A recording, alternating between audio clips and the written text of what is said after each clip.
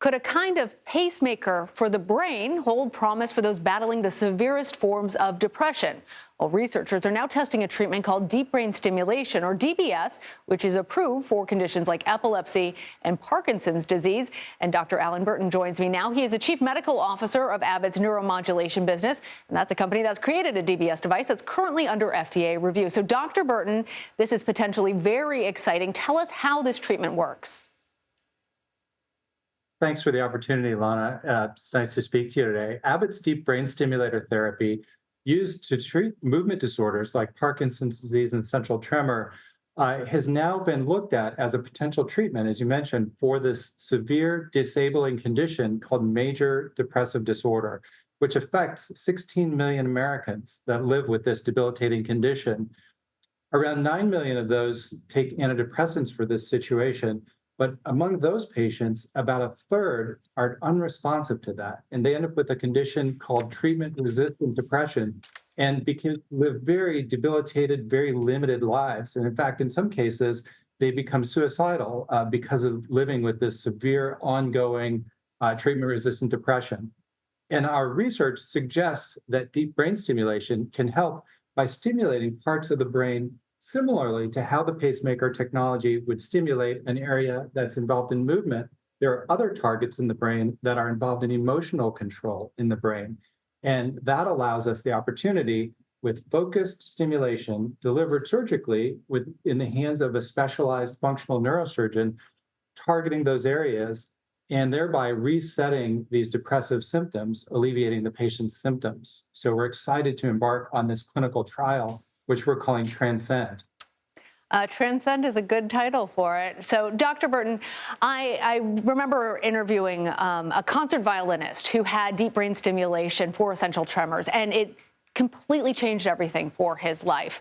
But in many ways, there's more known about essential tremors than depression, which still has a lot of question marks. So how have patients generally responded to this treatment?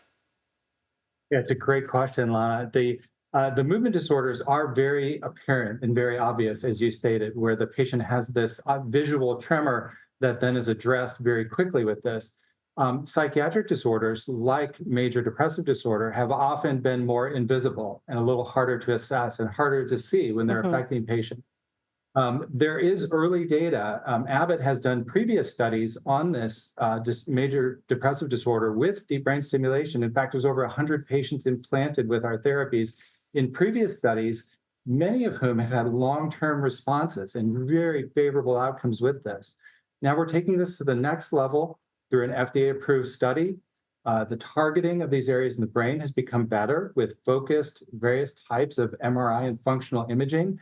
And we're excited to partner with around 20 expert sites in the US to really get the targeting optimized and the assessments very refined. So we're excited to embark on this study in the near future. So you mentioned the FDA review of your device, your company's device, and actually they're speeding it up because of the potential promise that it has for treatment-resistant depression. But we do know that there have been some other studies in the past that haven't shown as effective results from DBS for major depression. What are the hurdles that you still need to overcome, and when do you predict that this could potentially become more widely available?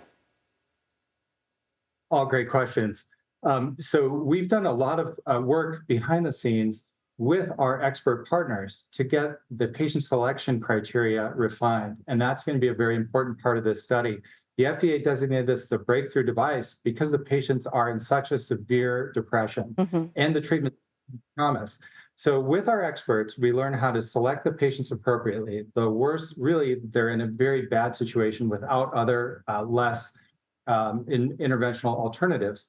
Then those patients go through a careful selection process within the context of the research study, and then the functional neurosurgeon gets the targeting optimized with our therapy. And we believe that this equation of selecting the right patient with the right research protocol and the right imaging protocol to find the right targets will add up to giving us the best chance at success in the clinical research study.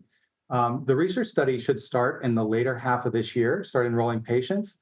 And then the study will take enrollment of patients, assessing through the primary endpoint, collating those results, and then a gradual phase to take that hopefully through an FDA approval process, and then hopefully bring it to market. So that process takes patience for those who are living with it, and probably would take in the order of, another, let's say, more than a year following the study.